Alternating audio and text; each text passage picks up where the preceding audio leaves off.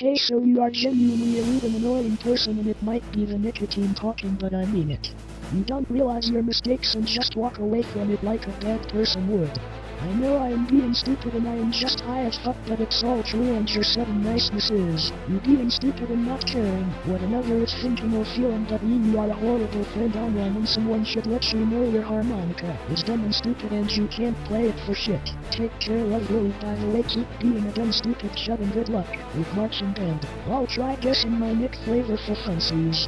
Is that all? Incoming this game high again, I bought a new vape. But if you use your fucking frontal lobe, you know, your brain, and leave a message, you retard, maybe you're not just a rude person but an idiot as well, and you didn't guess my Nick flavor. But an idiot as well.